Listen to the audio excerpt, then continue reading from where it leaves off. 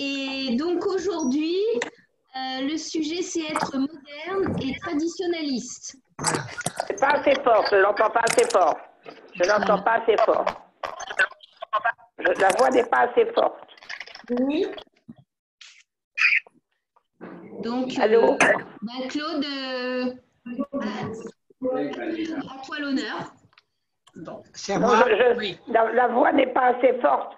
Je n'entends pas. Oui, mais là, Je ça va être n'entends Claude pas. qui va parler. Est-ce qu'il y a beaucoup de gens qui ont du mal à entendre? Oui, je n'entends pas. Qu'est-ce que je peux faire? Je peux Je parler n'entends fort, pas. mais il y a des limites quand même. Alors, Jeannette, Oui, écoute, oui. Claude fait un maximum pour parler fort. J'espère que tu vas pouvoir entendre, mais bon, tu... Je ne peux pas mettre le haut-parleur de mon téléphone. Non. Si. Ben, mets le haut-parleur de ton téléphone si tu veux, mais surtout, tu parles pas. Oui. Bon. J'aimerais bien qu'on m'entende. Oui. Il m'est agréable de sentir une Ah, compagnie. comme ça, c'est formidable. Ça va Voilà. mieux? Comme ça, c'est Bon, formidable. très On bien. t'entend Bon. bien. On t'entend bien, Claude. Alors, vous coupez vos micros, s'il vous plaît, et toi, tu parles fort. Bon, être moderne et traditionnaliste, c'est un sujet qui me va comme un gant, mais qui me va tellement bien que maintenant je suis un peu dépassé parce que je suis un objet de curiosité. J'ai eu une tête de gendre idéal puisque je suis sorti très honorablement des grandes écoles les plus prestigieuses et en même temps j'ai été il y a 40 ans nommé Raver, c'est-à-dire en quelque sorte rabbin honoraire par le grand rabbinat de France. Il y a une idée qui traîne dans notre société, c'est qu'il faut choisir entre la science et la religion. La science, c'est le fruit de la religion, de la raison, et la religion, c'est le fruit d'un mystérieux fluide qui fait qu'on croit au ciel, qu'on croit à l'éternité, qu'on croit à une révélation. Ce que je démontre par ma vie, c'est qu'il n'y a aucune incompatibilité. Et je dirais même, oui, et je dirais même que le cours de mon existence professionnelle et le cours de mon existence confessionnelle ont considérablement convergé au fil des années. Cela étant, bien entendu, l'enjeu, c'est de dire que la modernité, c'est pas un truc si bien que ça, et que la religion, c'est formidable. Donc, c'est bien ça que je veux démontrer parce que je le crois. Mais dans l'état où est la société actuellement, confinée, agressée par un petit virus extrêmement pervers, et où toute l'économie est paralysée, j'enfonce une véritable porte ouverte. Parce qu'il est clair que la modernité arrivera sans doute à vaincre ce virus, mais avec des dégâts considérables. Donc, la religion, c'est une solution qui ne paraît pas idiote dans ce monde où la modernité fait faillite.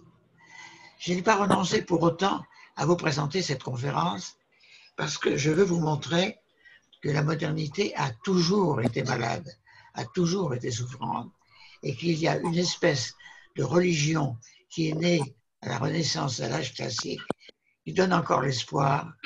C'est par exemple la religion de Spinoza, qui était un véritable fanatique dans ce domaine, que la raison remplacera toutes les autres façons de penser et d'agir.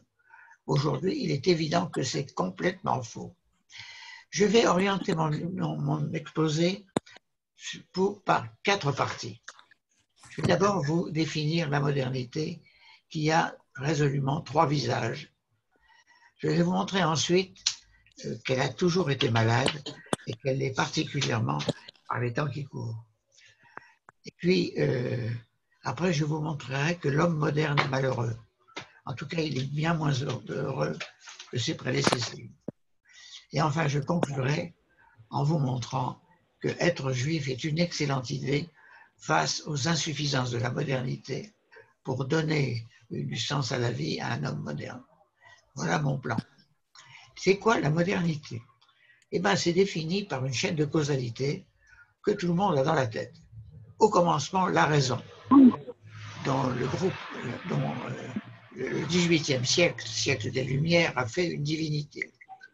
La raison, ça donne des vérités universelles, ça fait la paix entre les hommes, et ça va donner la science.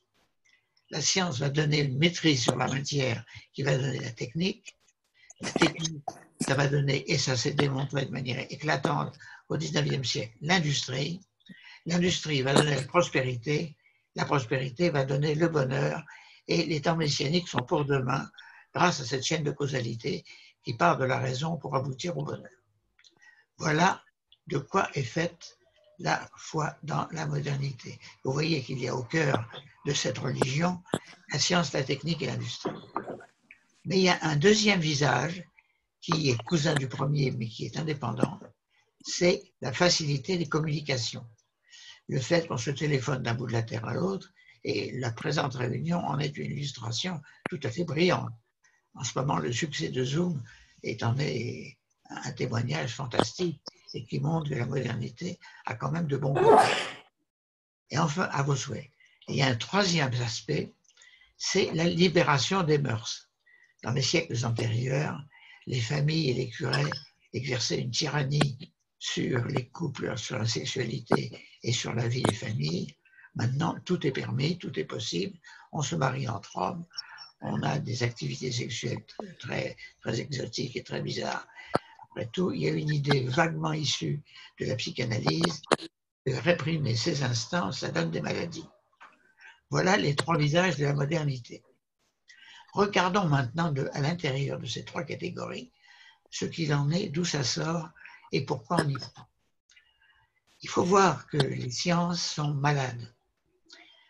Je vais partir des mathématiques, passer par la physique et aller vers la biologie et conclure sur les sciences humaines, tout ça en quelques minutes. Les mathématiques se portaient très bien jusqu'en 1932. Le grand public ne le sait pas toujours, mais en 1932, il y a un mathématicien de Vienne, Kurt Gödel, qui a découvert que les mathématiques avaient des trous. Il a découvert les indécidables, c'est-à-dire des propositions qui sont probablement vraies, mais impossibles à démontrer. C'est-à-dire qu'on croyait que les mathématiques étaient une armure contre le doute, on s'aperçoit que c'est une guenille pleine de trous. Sur la physique, moi, quand j'étais petit, il y avait un électron qui tournait autour du noyau, comme une planète autour de la Terre, et il y avait une formidable harmonie dans cette gravitation qui expliquait tous les mouvements. Aujourd'hui, cet atome, on a tellement tapé dessus qu'on ne sait plus du tout comment il fonctionne, et il y a des écoles de pensée qui s'affrontent. Et au lieu de 2 ou 3 particules élémentaires, neutrons, protons, électrons, maintenant il y en a des centaines, et on n'arrive pas à faire une synthèse entre eux, et on a hurlé de bonheur parce qu'on avait trouvé le boson de Higgs. On ne peut pas dire pour autant qu'on a trouvé l'équation unitaire de la physique. La physique est tellement mystérieuse que maintenant c'est une affaire de techniciens, et ça ne console pas sur l'unité de la connaissance de la matière. Quant à la biologie, compte tenu du fait que nous sommes confrontés depuis quelques semaines à une défaite sanglante de la médecine, qui est elle-même une fille de la biologie, il n'y a pas besoin d'insister beaucoup pour expliquer que les médecins sont complètement perdus. Non pas que la biologie ait reculé, mais là encore, quand j'étais petit, c'était contemporain de la naissance de l'ordinateur, on disait il y a un code génétique qui fonctionne comme un code d'informatique, c'est formidable, il y a un ordinateur dans nos cellules qui règle notre vie. Aujourd'hui, on s'aperçoit qu'on n'arrive plus à déchiffrer le code génétique. Il y a plein de zones de l'ADN qui sont indéchiffrables, et en fait, on sait de plus en plus de choses qui sont de moins en moins rassurantes, de moins en moins synthétiques. Quant aux sciences humaines, c'est un fiasco total. À la fin du XVIIIe siècle, on disait, puisqu'on a réussi à vaincre la mécanique, puisqu'on a réussi à vaincre la chimie élémentaire avec la raison, on va faire pareil avec les angoisses, les conflits et la misère. On a essayé de vaincre les angoisses avec la psychologie, les conflits avec la sociologie et la misère avec l'économie politique. Ça a donné des disciplines passionnantes, mais qui regorgent de bonnes questions et qui n'ont pas de bonnes réponses. Nous sommes confrontés à de plus en plus d'angoisses, de plus en plus de conflits et de plus en plus de misère. En tout cas, non pas par son étendue, mais par son intensité. Actuellement, il y a des souffrances épouvantables sur la planète, et j'apprends qu'avec la crise de ce virus, il y a des millions d'enfants qui sont en train de mourir de faim parce que la marine marchande est en panne et on n'arrive plus à livrer les nourritures qui les sauveraient. C'est une grande tragédie. Voilà donc ce qu'il en est de la modernité dans ses fondements scientifiques. Passons maintenant à son application. Eh bien, je considère que les historiens diront qu'il y a eu un grand tournant dans l'orgueil scientifique de l'Occident, c'est l'année 1986. C'est l'année de Challenger, Tchernobyl et du sida. Les Américains ont envoyé en janvier une fusée dans l'espace avec un reportage sur ce qui s'y passait envoyé sur toutes les télévisions. Ça fait penser au mythe d'Icare, c'est-à-dire ils voulaient conquérir le soleil et pour ça ils étaient façonnés des ailes d'oiseau. Le soleil a brûlé ses ailes et il est tombé par terre. Bien, Challenger a explosé en vol devant des centaines de milliers de téléspectateurs qui ont vu cette défaite de la science. Détail terrible, c'est qu'à bord de Challenger, il y avait une institutrice qui n'était pas une cosmonaute professionnelle, mais qui devait faire un cours de maths dans l'espace. L'idée des maths vainquant l'espace, c'était merveilleux. Et bien, en fait, c'est l'espace qui a vaincu les maths, puisque la fusée Challenger a explosé. Et les communistes ont ricané en disant ça, c'est un défaut des américains, qui d'ailleurs n'est pas tout à fait faux. Seulement, voilà, en avril, Tchernobyl a explosé. Balançant sur toute l'Europe un nuage qui brûlait les poumons. Enfin, à la fin de la même année, s'est répandu le bruit qu'il y avait une épouvantable maladie sexuelle, une maladie transmissible qui s'appelait le sida, qui était en train de dévaster la planète. Donc, dans les trois domaines de l'infiniment grand, l'infiniment petit, la biologie, la modernité faisait faillite.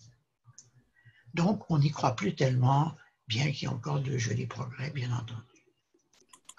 Alors, face à cela, comment l'homme moderne se débrouille? Eh bien, comme il n'a plus tellement de religion, comme la raison a remplacé la science, mais a remplacé la religion, l'homme moderne, il se débrouille. Alors, il fait du yoga, il se passionne pour la musique, il s'agite. Et en même temps, sa vie est de plus en plus compliquée. Un repas de midi en 1975, pour le français moyen, ça prenait 1h38. Aujourd'hui, ça prend 24 minutes. Et encore, ça se passe devant un ordinateur avec un sandwich. Pourquoi c'était si long en 1975? Parce que les gens déjeunaient à la maison. Parce qu'il y avait un moment d'intimité familiale qui a complètement disparu. Par ailleurs, en ce qui concerne les couples, je n'ai pas besoin de dire que la famille est en miettes. À Paris, pour 2 mariages, il y a un divorce. Mais ça, je parle de ceux qui ont pris le soin d'aller devant le maire et peut-être devant monsieur le curé. Mais il y a énormément de couples informels qui se séparent informellement, même s'ils sont pacsés, abandonnant des enfants, des familles uniparentales, des mères célibataires, et tout ça, ça vivote, et tout ça, ça vit dans l'urgence. D'autant plus que simultanément, la vie économique est devenue complètement fébrile. Tout s'agite, on n'est pas sûr de garder son travail. Alors, il y a une façon de se réconcilier avec la vie, c'est de gagner beaucoup d'argent et d'être un grand patron. Eh bien, je fréquente tous les jours les grands patrons parce que c'est mon métier, je suis chercheur en gestion. Ils sont dans la terreur. Parce que de nos jours, depuis la faillite de Lehman Brothers en 2008, on sait que la devise « too big to fail » est complètement dépassée. Tout le monde peut mourir économiquement demain. Et cette crise ne va pas arranger les choses parce qu'il y a énormément d'entreprises de faillite, énormément de gens qui sont sombrés dans le chômage. Bref, tout va très mal. Face à toutes ces misères, c'est une formidable occasion de donner du sens à sa vie que d'être un juif pratiquant. Je voudrais d'abord attirer votre attention sur le fait qu'un juif a 2 vies. Un jour, je faisais une conférence à des petits éclaireurs israélites et dans le débat qui a suivi, une demoiselle m'a dit « Monsieur, à vous écouter, vous avez l'air convaincu que l'âme humaine est immortelle. Qu'est-ce qui vous donne cette conviction ?» Je lui ai dit « Mademoiselle, vous avez tout à côté de vous une preuve tout à fait irréfutable de l'immortalité de l'âme. Car le garçon qui est assis à côté de vous, c'est mon petit-fils. Quand je lui vois manger cachère, étudier la Torah, mettre ses tefilines et participer aux activités juives, je suis immortel, parce que je fais la même chose. Je suis d'une part un être biologique, un animal parmi les animaux, et comme tous les animaux, je mourrai, mais j'ai une deuxième vie. Je suis un collaborateur de Dieu dans la construction de l'histoire. Et une façon de collaborer avec Dieu, c'est d'étudier la Torah, de mettre mes tefilines, de participer à la vie de la communauté. Ce deuxième homme que j'incarne provisoirement, puisque mon petit-fils et ses petits-fils à lui vont me succéder, est né avec Abraham. Il ne mourra jamais, il arrivera dans les temps messianiques. Conclusion, quand on est un juif traditionnaliste, on a deux vies. Donc ce que je fais qui paraît étrange aux rationalistes, c'est un sens par rapport à ce deuxième personnage que j'incarne. Donc je suis deux personnes à la fois, un homme parmi les hommes et un collaborateur de Dieu dans la réussite de l'histoire. Par ailleurs, ma vie est prodigieusement organisée. Ne serait-ce que cette conférence, c'est un effet de la vie communautaire à laquelle j'appartiens. Mais en même temps, dans ma famille, nous avons une vie très ritualisée. Par exemple, nous mangeons cachère. On ne trouvera jamais d'explication médicale au fait qu'il ne faut pas mélanger la viande. Mais en revanche,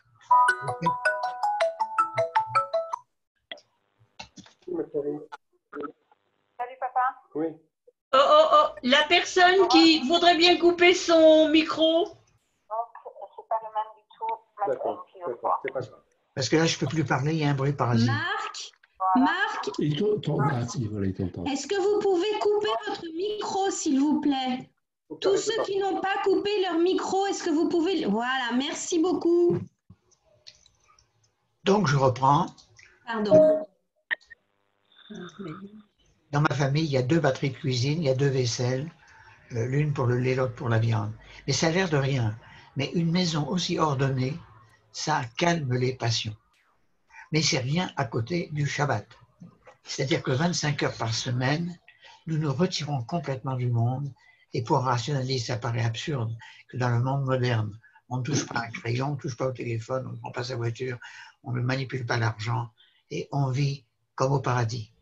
Tout a été préparé et même ma femme ne travaille pas, enfin elle dirait le contraire parce qu'elle nous sert quand même à manger, mais cette nourriture que nous consommons en famille, elle a été préparée la veille. Et à partir du moment où elle allume les bougies le vendredi soir, nous entrons dans un monde gracieux, un monde dans lequel la seule nécessité à laquelle nous devons faire face, c'est nous aimer les uns les autres, étudier, dialoguer, se retrouver en communauté à la synagogue. Et puis par ailleurs, notre année est considérablement ordonnée. Nous sortons de Pessah et nous allons vers Shavuot. À Pessah, nous sommes sortis de la modernité, car l'Égypte antique, c'était la modernité, c'est-à-dire le monde de la technique. Les premières pyramides remontent à 3000 ans avant Jésus-Christ, c'est-à-dire 2000 ans avant Abraham. Et on ne sait même pas encore comment elles ont été faites. Les Égyptiens étaient de prodigieux ingénieurs, mais ils n'avaient aucune idée de la morale. Tous les hommes avaient la même figure, comme on le voit sur leurs fresques, sauf le pharaon et sa petite famille. Eh bien, les Grecs ont tiré de leur fréquentation de l'Égypte la conviction que la pensée pouvait dominer la matière. Et c'est cette religion-là qui a éclaté au XVIIIe siècle et nous avons hérité. C'est ça la modernité. Et nous voyons que le Shabbat, qui paraît une extraordinaire réfutation de la modernité, est en fait un formidable médicament contre l'absorption de toute l'énergie des hommes dans l'activité économique. Par ailleurs, après Shavuot, où les Juifs reçoivent la Torah, libération physique à Pessah, libération spirituelle à Shavuot, il y a Sukkot. Et à Sukkot, nous vivons dans une petite cabane qui est ouverte sur le ciel parce que nous savons que bien que nous soyons des agriculteurs antiques qui ont rentré toute leur récolte et n'ont pas encore semé, nous sommes au maximum de notre fortune et pourtant sous la protection divine. Donc, notre année a un sens, notre semaine a un sens, notre vie quotidienne a un sens et les relations que nous avons à l'intérieur de notre famille et de notre communauté sont portées par le fait lorsque Dieu a créé l'homme, il en a fait un associé. Dans la Genèse, il est dit « Naaseh Adam Ketsalmenu Kitmutenu » faisons l'homme à notre image et à notre ressemblance. et les anges ont dit adieu d'après le Midrash. Mais pourquoi tu te présentes toi-même au pluriel? Tu veux donner une assurance aux polythéistes. Il dit non, non, ça fait rien. Et il y a un magnifique commentaire midrashique qui dit ce pluriel veut dire moi et l'homme faisons l'homme. Je sais que je suis sur terre parce que j'ai une mission, parce que je ne veux pas me dérober. Mais ce verset se termine par Dieu a créé l'homme mâle et femelle. Qu'est-ce que j'apprends? C'est que l'homme qui ressemble à Dieu, ce n'est pas le mâle, c'est le couple. Le couple, c'est Ezer Kenegdo. Lorsque Dieu a découvert que l'homme s'ennuyait parce qu'il était seul et se plaignait que tous les animaux avaient une femelle, il a dit très bien, je vais vous en donner une. Il lui a pris un côté et il a pris un côté et il en a fait sa compagne. Mais c'est Ezer Kenegdo, c'est-à-dire que c'est une assistance pour l'homme, mais en même temps, elle n'est jamais d'accord. Kenegdo, ça veut dire comme son adversaire. Eh bien, le fait que la vérité éternelle soit, Hegel aurait dit dialectique, mais en fait, c'est pas ça. C'est simplement que le monde est en relief. Et pour voir en relief, il faut avoir deux angles de vue. Eh bien, quand une femme n'a jamais tout à fait le même avis que son mari, leur dispute, leur collaboration, ça fabrique une synthèse. Et quand on dit que l'homme quittera son père et sa mère et il choisira une compagne, ils seront une seule chair, c'est faux. Le texte dit en réalité, ils seront comme une seule chair. Et ça, c'est l'enfant. Autrement dit, l'histoire en hébreu se dit toldot, ce qui veut dire les engendrements. Les Juifs fabriquent le monde et la façon de fabriquer le monde, c'est d'avoir des enfants. La sexualité qui pose tellement de problèmes à nos voisins et amis chrétiens, chez les Juifs, c'est non seulement une tolérance, mais une obligation. Le code de conduite des Juifs, le Shulchan Aruch, dit carrément un célibataire n'est pas un homme. En fait, s'il a trouvé une compagne, Dieu ne le condamnera pas. Mais s'il s'en défend, s'il veut résolument rester célibataire, qu'il soit mâle ou femelle, c'est un grand pécheur. Il y a un joli enseignement qui dit lorsque le juif comparaîtra au jugement dernier, la première question que lui posera Dieu, on pourrait te dire qu'il y a plusieurs versions de cette comparution, mais en tout cas, c'est ce qu'il veut faire. Dieu va lui dire, de tous les plaisirs, de toutes les jouissances que je ne t'avais pas interdites, lesquelles t'es-tu volontairement refusé? C'est un reproche. Jouir de ce monde, aimer la bonne chair, se réjouir pendant les fêtes, c'est une marque de dignité. Par ailleurs, faire de la science, c'est aussi une marque de dignité. Le psaume 19, que nous lisons le Shabbat, dit dans son deuxième verset, Shamaïm me s'apprime comme elle. Les cieux racontent la gloire. Autrement dit, faire des maths, faire de la physique, déchiffrer les secrets du monde, c'est une prière, c'est une marque de piété. Les scientifiques sont émerveillés par les ressources de logique, de perfection que l'on trouve dans la nature, que ce soit dans la régularité des planètes ou dans les merveilles du vivant. Tout cela, c'est des manifestations de l'un des aspects de Dieu qui est la science, la raison. Donc, le moderne n'est pas un impie, c'est simplement quelqu'un qui n'a perçu dans la réalité de Dieu que l'une de ses faces. En réalité, l'autre face, c'est l'amour. Le professeur Emmanuel Lévinas a réussi à défier les Grecs, les philosophes grecs qui cherchaient la vérité, la science, la technique, inspirés d'ailleurs par les triomphes de l'Égypte sur la matière. Et il leur a dit, vous avez raison, bien sûr, mais il y a au-dessus de la raison autre chose qui est l'amour d'autrui, le respect du visage. Il dit ça, c'est une dette que j'ai à l'égard du reste de l'humanité et que je n'arriverai jamais à combler. C'est ça que le juif fait lorsqu'il étudie la Torah, lorsqu'il observe les mitzvot. Donc, en ayant ces deux vies, en étant à la fois un scientifique qui enseigne dans une école laïque et sans manquer jamais à la laïcité, et un juif pratiquant qui étudie la Torah et qui l'observe, je suis complètement cohérent. J'ai découvert au fil des années de mon travail professionnel que toute organisation est l'affrontement de sédentaires et de nomades. Dans une mairie, un secrétaire général qui est inamovible, c'est un nomade, c'est un sédentaire, et le maire est un élu. C'est-à-dire qu'avant les élections, il commence à paniquer parce qu'il se dit, il faut que je séduise.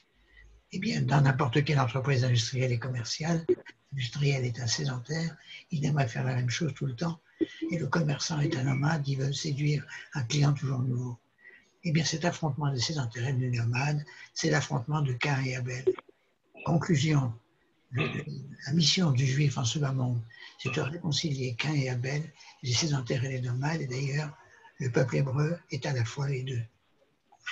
Les nazis le traitaient d'apatride, c'est-à-dire de nomade, et les arabes le traitent de sioniste, c'est-à-dire de sédentaire.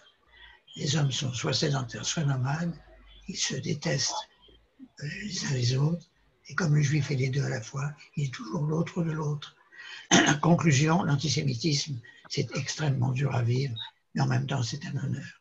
Parce que ça consacre en fait la mission du juif de réconcilier ces deux êtres hommes, des sédentaires et des nomades. Je vous remercie de votre attention. Des questions? Vas-y, tu prends la parole, c'est vite pour relance. Il faut réactiver vos micros maintenant. Pardon? Pour les questions, il faut réactiver vos micros. Voilà, qu'est-ce que ça veut dire, ça? Non, non, mais Jeannette, c'est pas pour toi. Ton micro, il est actif. J'ai été ravi, enchanté de ton discours et de ton disposé à Claude. J'ai suivi facilement, moi qui ne suis pas très expert, et je suis d'accord avec 95% de ce que tu as dit. C'est quoi les 5% qui manquent? Voilà, très bien. C'est comme c'est la première fois que j'explique par ce système-là. Je vais en suivre d'autres, mais je pense que ce sera moins intéressant pour moi. Celui-là était très bien. Bravo. Merci. Oui.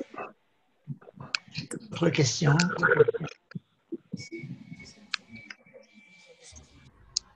Non, c'est bien, c'est une bonne heure, c'est très bien. Il y a la fait à dire.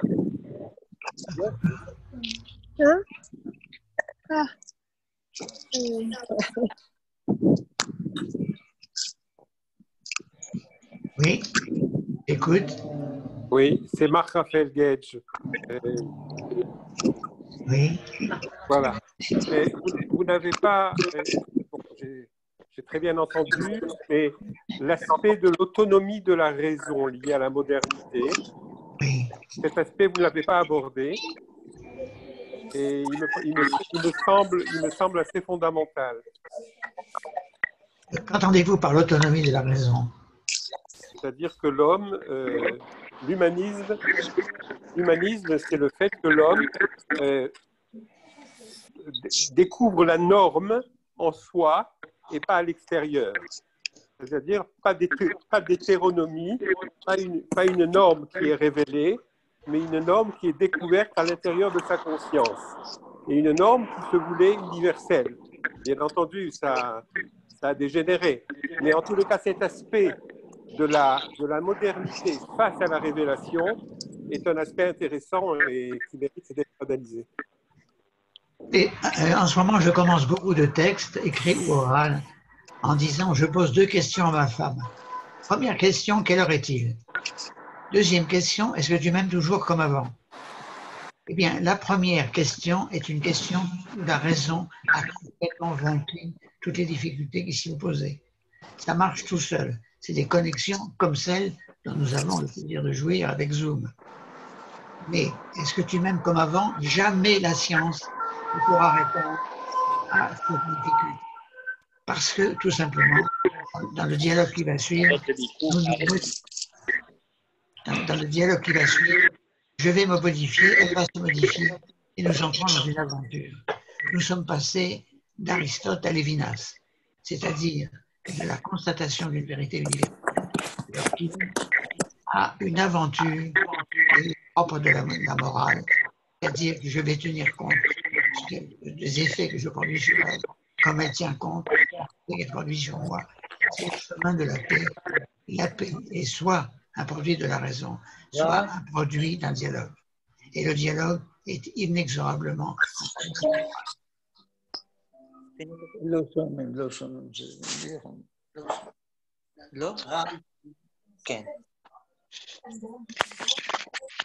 Autre question?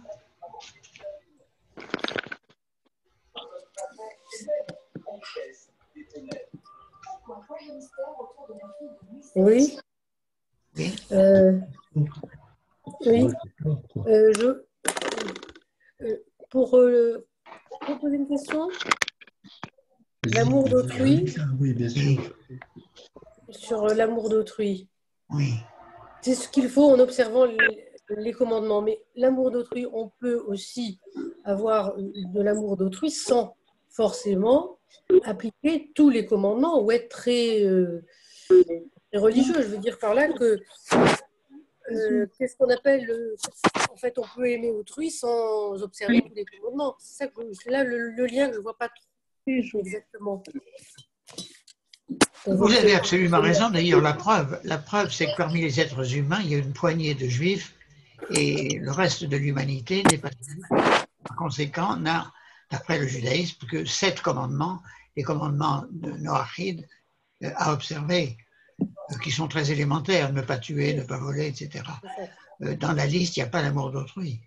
Et pourtant, nous avons de très grands dessins magnifiques, dessins S-A-I-N-T, parmi les non-juifs, et il y en a des exemples magnifiques dans la Torah elle-même. Par exemple, Yitro, le beau-père de Moïse. Donc, il n'y a pas besoin d'être juif pour aimer son prochain. Mais, dans la mesure où le juif est attentif au fait de savoir si la viande qu'on lui apporte est cachère ou pas, il va se préoccuper devant chaque homme de qui il est.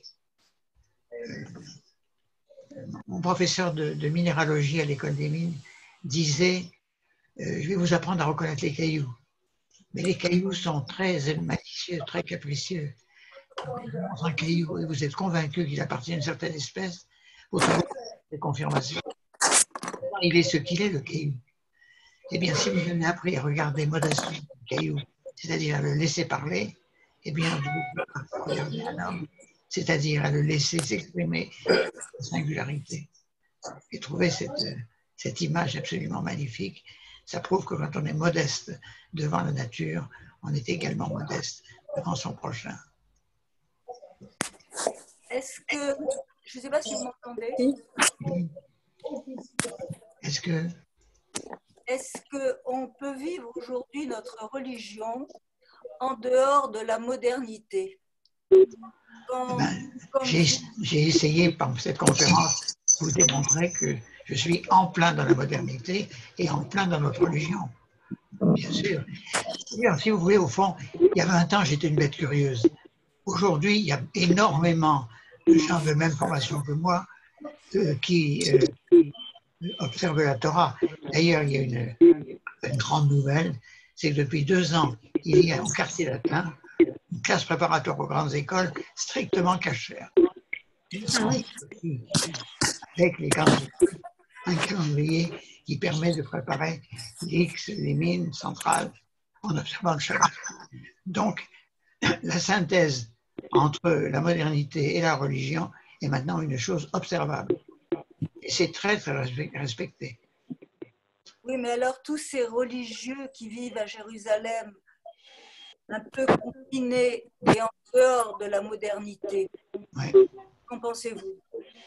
J'en pense autant de mal que je pense des laïcs qui ne font pas circoncire leur fils, bien qu'ils soient juifs. Ils sont très rares, mais pour moi, c'est l'abomination de la désolation. C'est-à-dire qu'ils refusent une descendance. Mais les Haredim, qui ne veulent pas lire le journal et qui ne veulent pas déclarer leur enfant à la mairie de Jérusalem, me paraissent tout autant aberrants. De toute façon, aux extrêmes, on trouve toujours des gars demi-fous. Et je considère que le Haredi le plus noir de Jérusalem n'est pas un meilleur juif que moi. Il observe des coutumes que je considère comme ridicules. Vous remarquerez que je ne suis pas habillé comme un Haredi, mais il faudrait qu'il me démontre que c'est une marque de piété de s'habiller comme il s'habille.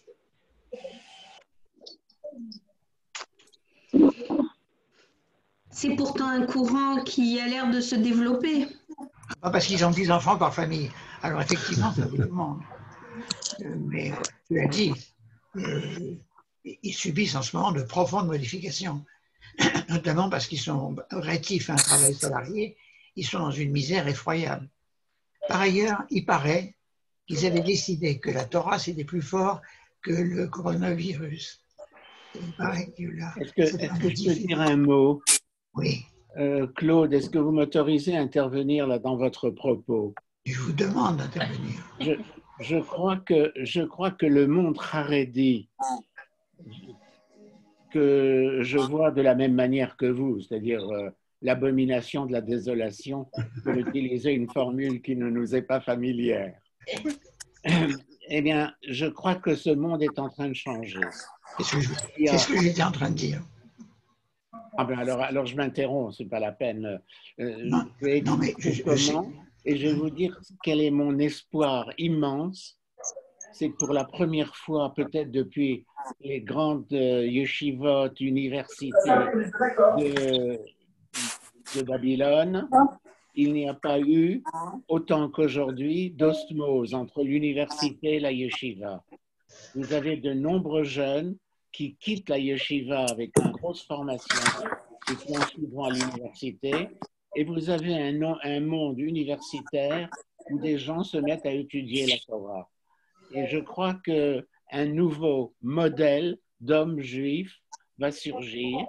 Nous sommes dans une période de mutation profonde. On est en train de reconstituer le peuple juif sur sa terre, et il ne faut pas désespérer, parce que même le monde Haredi, je partage complètement votre sentiment, mais il a quand même une certaine valeur, un certain apport dans le peuple juif, parce qu'il est le lieu de conservation d'un certain savoir qui, en dehors, est plutôt un savoir de séduction, un savoir profond. Voilà.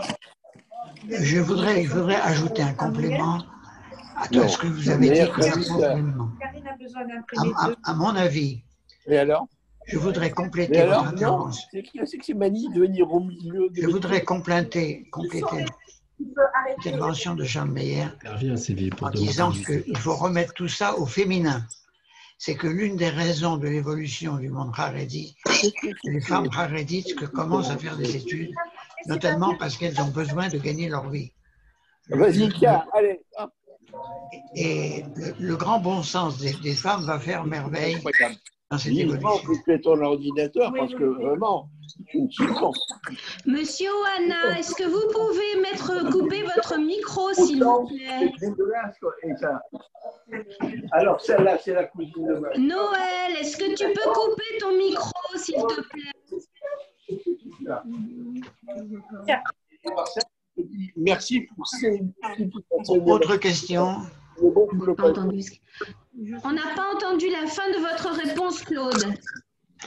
J'ai dit simplement que Charles Meyer a complètement raison, mais il aurait encore plus raison s'il mettait son discours au féminin.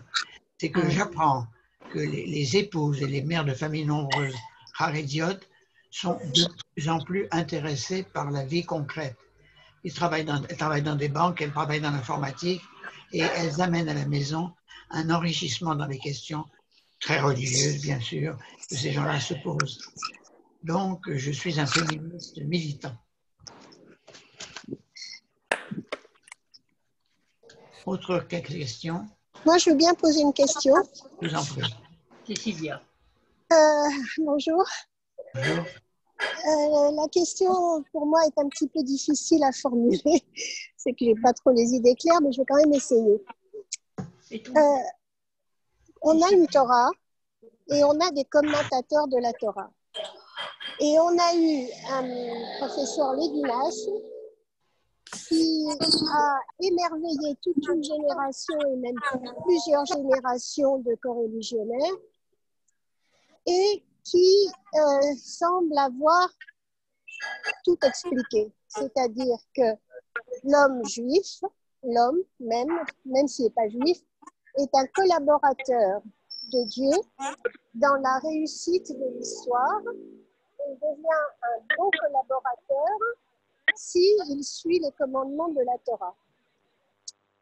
Lévinas avait été précédé par de nombreux et illustres commentateurs. Ce qui me... Vous m'entendez? Oui, oui. Ah bon. Ce qui me pose question, c'est que d'un côté, j'entends que ce qui est, en fait, ce que Dieu pense, ce que Dieu prévoit, quel était le dessein de Dieu, en réalité, nous n'en savons rien. Ce ne sont que des interprétations humaines qui sont très loin d'être à la hauteur de ce que Dieu a pu penser, s'il pense, enfin prévoir. Donc comment, alors je conçois que ce qu'a dit Lévinas, ça colle merveilleusement à ce qu'on voudrait que ça soit, mais comment est-ce qu'on peut considérer que les commentateurs ont pu deviner ce que Dieu voulait? Ah, de toute façon, l'homme est imparfait. Le fameux arbre dont Ève a mangé le fruit et a donné à son mari, d'après un célébrissime Chaim de Vologine, c'est pas l'arbre de la connaissance du bien et du mal, c'est l'arbre du mélange du bien et du mal. Dans le jardin d'Éden, le bien était d'un côté, le mal de l'autre, on ne pouvait pas se tromper. Dès l'instant qu'ils ont mangé de cet arbre, il y avait toujours un peu de bien dans le mal et un peu de mal dans le bien. C'est-à-dire que l'homme est imparfait. C'est pour ça que nous restons à Yom Kippour et nous demandons pardon à Dieu de nos péchés dans toutes nos prières 3 fois par jour. Donc, de toute façon, nous sommes imparfaits. Dieu aussi, d'ailleurs. Je ne sais pas si vous le savez, mais Dieu est très malheureux d'avoir humilié la lune en lui enlevant un peu de sa grandeur pour laisser la place au soleil. Et les hommes demandent pardon à la lune le 1er de chaque mois. Donc, le monde est un tissu d'imperfection. C'est d'ailleurs pour ça que nous avons le travail de lui rendre sa perfection. Donc, il n'y a pas de pureté, il n'y a pas de sainteté sans faux plis. Mais c'est parce que ce monde est imparfait que nous travaillons tous les jours à le perfectionner. Mais il ne faut jamais s'arrêter. C'est-à-dire que ce monde est continuellement à se perfectionner. Le Rav Kook disait, la teshuva, ce n'est pas quelque chose qu'on fait, c'est-à-dire le repentir quand on a fait un péché, c'est une tâche permanente. Donc l'imperfection, comme tu viens de souligner à très juste titre, fait partie de la vie. Mais nous acceptons cette condition, ça fait même partie de la condition divine. Merci Claude. Y a-t-il d'autres questions? Eh bien, merci beaucoup, Claude. C'était formidable. La semaine prochaine... Claude. Bravo, Claude. Merci. Voilà. Et la semaine prochaine, nous entamons une série de 2. Et donc, nous aurons le premier thème la semaine prochaine. C'est quoi? Quel thème? Les colères de Dieu. Voilà. Merci à tous et très bonne semaine. Au revoir, Jacqueline. Au revoir, Claude. Merci. Merci Claude. Merci. Bonne soirée tout le monde. Merci beaucoup. Denis Cachel te dit merci. Tout le monde a dit. Bonne soirée tout le monde et rendez-vous au cours de Charles Meyer tout à l'heure. Merci beaucoup. Bonne soirée aussi. Bonne soirée. Merci beaucoup. Merci, au revoir. Bonne soirée.